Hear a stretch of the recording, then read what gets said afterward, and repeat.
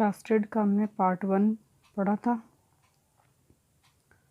Plastid के second part के अंदर प्लास्टिड के अंदर पाई जाने वाली संरचना के बारे में हम पढ़ रहे हैं। इसमें हम जो हरित लवक होता है वो उसके अंदर आउटर मेम्ब्रेन और इनर मेम्ब्रेन के बारे में हम पढ़ चुके हैं और अब हम इसकी मैट्रिक्स के बारे में पढ़ेंगे। तो यहाँ पर अगर हम डायग्राम में देखें तो प्लास्टिड के अंदर हरित लवक जो होता है उसके अंदर दो प्रकार की मेम्ब्रेन्स पाई जाती है, आउटर मेम्ब्रेन और इनर मेम्ब्रेन, जिन्हें यूनिट मेम्ब्रेन कहते हैं। इसके अंदर ग्रेना सेक्शंस,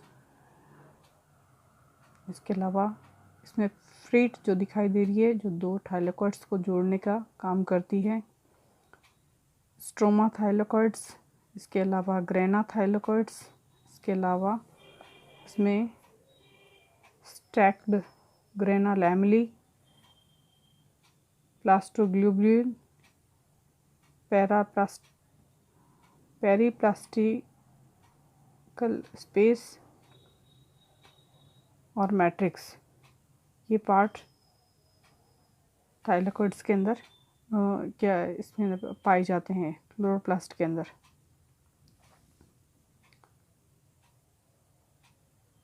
इसी प्रकार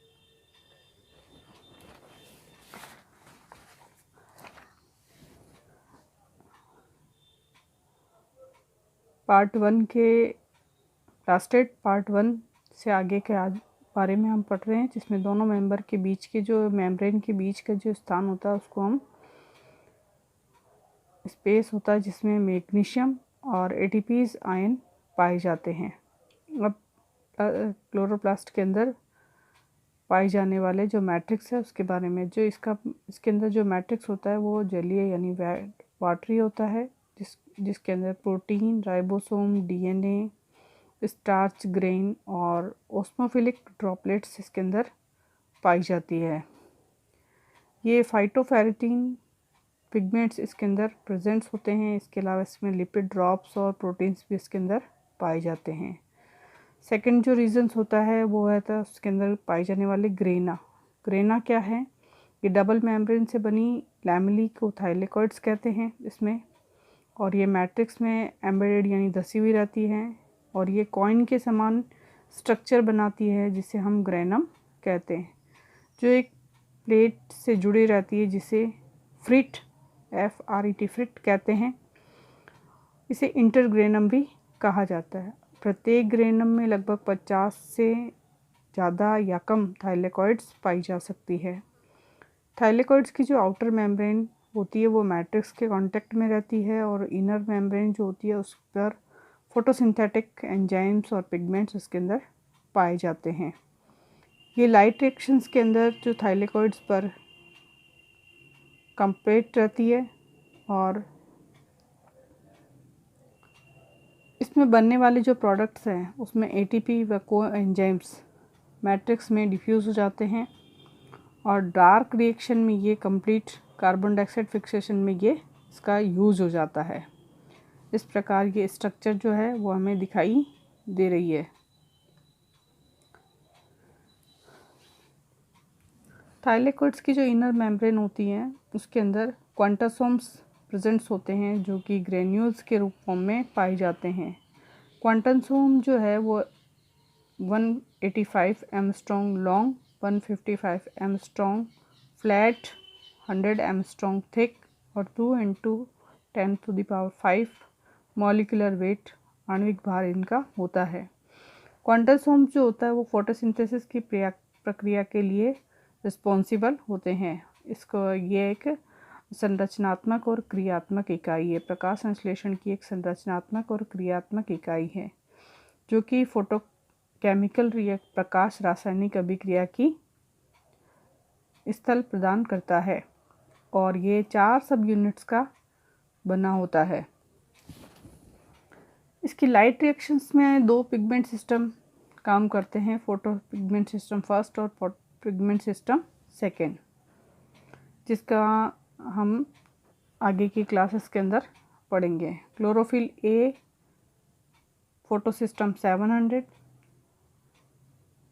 सिस्टम सेकंड के अंदर carotenoids, phycobilins, chlorophyll A, chlorophyll B और पिगमेंट्स और एब्जॉर्प्शन ऑफ लाइट्स एनर्जी, ये लाइट एनर्जी का एब्जॉर्प्शन करके फोटोसिस्टम फर्स्ट को ट्रांसपोर्ट कर देते हैं। क्लोरोप्लास्ट या प्लास्टिड्स के अंदर पाए जाने वाला जो केमिकल कंपोजिशन है उसमें प्रोटीन है जो 30 से 35% पाया जाता है, लिपिड्स है 20 से 30%, क्लोरोफिल ए और बी इसके अंदर दोनों प्रेजेंट्स होते हैं। इसके अलावा क्लोरोफिल ए का जो फॉर्मूला है उसमें कार्बन 55, हाइड्रोजन 72, ऑक्सीजन 5, नाइट्रोजन 4 और मैग्नीशियम का मॉलिक्यूल इसके अंदर प्रेजेंट्स होता है। इसी तरह जो क्लोरोफिल बी है उसके अंदर कार्बन 55, हाइड्रोजन के 70, ऑक्सीजन के 6, नाइट्रोजन के 4, मैग्नीशियम प्रेजेंट्स होता है। क्लोरोफिल ए के अंदर मैथिल ग्रुप प्रेजेंट्स होता है, CH3 ग्रुप प्रेजेंट्स होता है, जबकि क्लोरोफिल बी के अंदर एल्डिहाइड ग्रुप CHO ग्रुप इसके अंदर प्रेजेंट्स होता है। इसी प्रकार इसके अंदर कंपोजिशंस के अंदर कैरोटिनॉइड्स 4 to 5% प्रेजेंट्स होते हैं, जबकि जो RNA है वो 3 to 7% प्रेजेंट होता है और RNA tRNA के फॉर्म में भी प्रेजेंट होता है। RNA की जो सब यूनिट्स है जो लगभग 24 sRNA और 16 sRNA इसके अंदर प्रेजेंट होता है। इसके अलावा यहाँ पर 70 S टाइप के RNAs भी इसके अंदर प्रेजेंट्स होते हैं। DNA की जो मात्रा होती है वो प्लास्टिड के अंदर 0.5% DNA की मात्रा इसके अंदर होती है। इनका खुद का स्वयं का DNA इसके अंदर प्रेजेंट होता है। अगर यहाँ पर हम इसके फंक्शंस की बात करें तो ये फोटोसिंथेसिस का काम करता है, प्रकाश संश्लेषण की क्रिया हरित लवक में महत्वपूर्ण होती है, स्टोरेज ऑफ फूड भोजन का संचय करने का काम करता है, प्रोटीन के सिंथेसिस का काम करता है। इसके अलावा ये साइटोप्लाज्मिक इनहेरिटेंस यानी कि ये स्वयं का रेप्लिकेशन करता है और वंशानुगत करने का काम करता है। इसके अलावा प्लास्टिड